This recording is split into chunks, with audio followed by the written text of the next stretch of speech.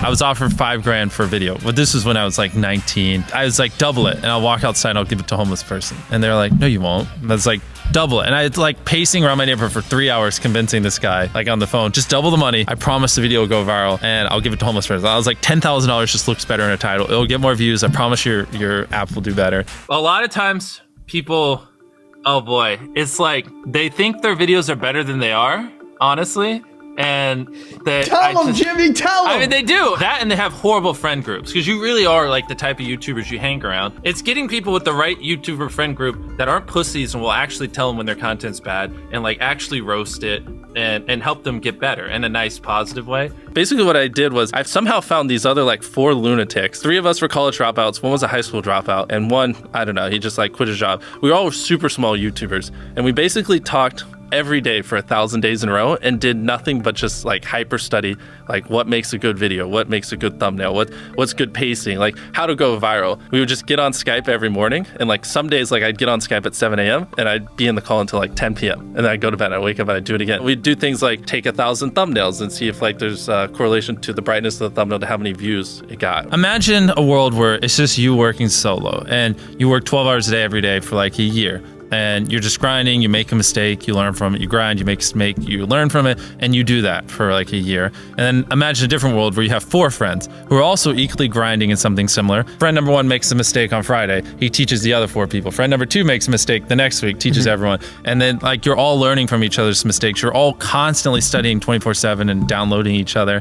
Like after a year, you're like 2 years ahead of the guy who was just solo. Do you frequently go that far out of your way to capture the thumbnail? Yeah, I mean, of course, everyone should. If people don't click, they don't watch. So you want to give them something to click. Something a lot of people forget is like unsuggested on phones, thumbnails are really fucking small. So like people are editing thumbnails full blown on their computer. And when you shrink it down, you can't see. We try to all around be above the rest. Anyone can clickbait, but do you actually like deliver on it? We say we put 100 million Orbeez in the backyard, we put 100 million Orbeez in the backyard. Your title and thumbnail set expectations. Like what you're saying is like, I like bananas. And what you need is bananas are the best goddamn food on the planet. Like that's the type of opinion you need. Like you need something like how to get 100 million views on YouTube, or not even that, that's not strong enough. You need something that makes people go, what the fuck? What the fuck did he say in that video? What the fuck? I need to know. At the very beginning of the video, to minimize drop off, you want to assure them that those expectations are being met. If you're putting 1 million Orbeez in a pool, don't start the video with you shopping for, you know, your mom's birthday present. At the beginning of the video, just say, this is 100 million Orbeez. We're gonna fill this pool and this entire backyard with them. Match the expectations, and then you want to exceed them. So you want to assure people that what they clicked on is what they're getting, and then blow their mind and be like, but you're also getting even more. Anytime you say the word algorithm, just replace it with audience. The algorithm didn't like that video? No, the audience didn't like that video. If I wasn't retaining a viewer, just would it make sense for you to promote it? Why would you promote a 10-minute video that people watch on average a minute and a half? I mean, every video, even the stupid ones, I learned something, you know, and that's something I try to make a very big point of, is like, no matter how bad we mess up, like we sometimes have videos that have horrible retention. It's just like, as long as you learn from it, it's not the end of the world. Every YouTuber says it. It's like, no one will ever be able to replicate my style. I gotta edit it. But newsflash, someone can. It's actually not as difficult as you think. It was good that I got a really strong foundation on how YouTube works and how the style of videos I wanted and everything before I scaled up the team, if that makes any sense. I just want to make sure that's clear, because I've seen people try to build the team without foundation and knowing how to do well. I know that if we film this video, it will do well, just because I've spent a decade of my life hyper obsessing over YouTube and I have a good pulse on it. But if you didn't have that, then you wouldn't know. Like, you wouldn't be able to spend $4 million on a Squid Game, because you might lose $2 million and then you can't pay your people. But of course, yeah, if I didn't have these people, I couldn't do half the stuff I do. For the last like 8 or 9 years, like every dollar I've made, I just spent it the next month on content. And I just did that every single month, and it just kept getting bigger and bigger, and here we are. Since I was 13, there probably hasn't been a single hour that's gone by that I've been awake where I haven't thought about YouTube. Like, I'm just focused on making the best videos possible, period. I don't care about making money. I don't care about time. I don't care about anything. I just want to make the best videos on the planet. Literally all the algorithm does is reflect what the people want to a T. And if you deny that, you just make terrible videos and are trying to find a scapegoat. We do our videos in other languages as well. If you Google it, it's like only whatever, less than 10% of the world speaks English. So 90% of the world can't even enjoy your content. And when I realized that, I was like, wait a minute. 90% of the world can't even watch this stuff. Like, we just started doing this like 6 months ago, and it's crazy like how viral some of these videos Wow, are going. 51 million. In Spanish, the guy who does my dubs is the same guy who dubbed Spider-Man. We managed to convince him. So a lot of those comments are like, why does he sound like Spider-Man? Or is MrBeast Spider-Man? To me, what's important is click-through rate, getting people to click on your video, and then average view duration, average view percentage, or just relative retention, and, you know, having them watch it. A lot of creators think click-through rate is just like the title and thumbnail and did they click it, but a lot of it too is, did they enjoy your last video? Because if someone watches a video of yours and they loved it, you can bet the next time you're recommended, their chance of clicking is a lot higher. You know, sometimes we're filming for 3 or 4 days, like 10 hours a day, you know, 30, 40 hours of filming plus months of setup, whereas most creators probably film for a couple hours and set up for a day. Outside of just filming, I mean, we brainstorm video ideas, I mean, relentlessly, hours every day. By always doing all those things, it just distinctively sets it so far apart that it's basically,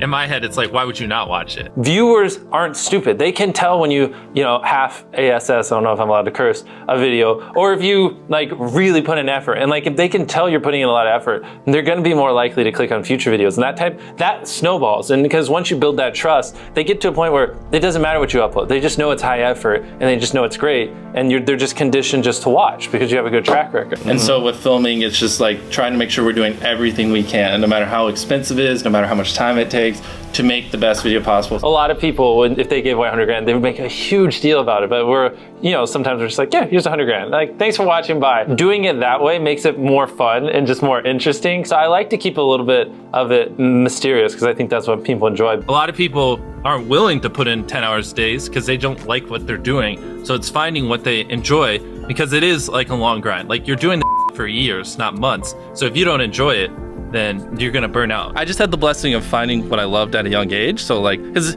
to get to this level, it takes, you know, a decade. Most people don't find what they love till their young 20s, so they'd be where I'm at in their 30s. Yeah. I just lucked out and found it when I was really young. Living your life chasing like a nicer car and a bigger and bigger box to live in is kind of like a dumb way to go about life. I actually, funny enough, I lived in like a super below average home, and I kind of learned why famous people don't live in below average homes, because someone broke in, stole everything I owned. So I had to get a little nicer house for security reasons. But before I was robbed, I mean, like, my place is like a little duplex, $700 a month. You get a roommate's $360 split. People think just because you go for views means you can't have fun, but you can pull views and you can have fun, which is what we purposely try to do. If you're not doing something that's just inherently fun to you, you're just quit. Just give up. Like, you gotta at least semi-enjoy what you're doing, or you're gonna quit long before it gets to the point where it brings in money or whatever else could be driving you. So find what you love, and then I would just hyper obsess. Make sure no one doing what you're doing is doing it better. Make sure the videos are as good as possible. You can be motivated by more than one thing. I'm motivated because I want to support my mom and my family. I'm motivated because I want to employ my friends and help them. I'm motivated because I want to help other people.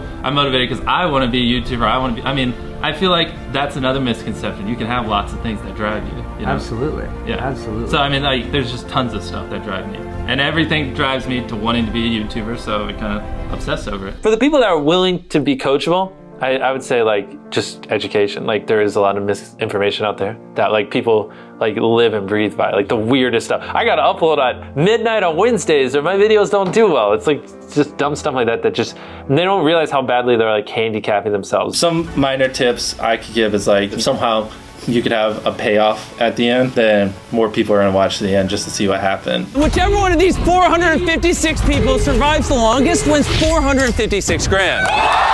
Cut out all dull moments, try not to over-explain things. If a camera just sits on me and I'm just talking for 20 seconds, it doesn't hold retention as well as, you know, maybe me talking and other footage popping up. It's much easier to get 5 million views on one video than 50,000 views on 100 videos. It takes way less effort to get 5 million views on one video. Back then, which I think small YouTubers should do, is I would reply to every single comment. And so I think a few people caught on that I would always reply. And so some people would just be like, I wonder how long it'll take for him to reply. So that was a lot of my comments when I was smaller, but at least it kept him coming back. In your analytics, and most of you probably know this, audience retention. You can see where people click off. Just literally go through your last 50 videos, write down where everyone clicked off, and then just don't do those things again. But wait a minute, Mr. Beast. What if I don't know how to actually improve my average view duration? How do I know where to start? What if I'm just a noob? Well, in order to better retain your viewers, it's first helpful to have a really deep understanding of how they experience YouTube, to put yourself in their shoes. And in this video, I explain 5 simple steps that will help you do just that. Check it out.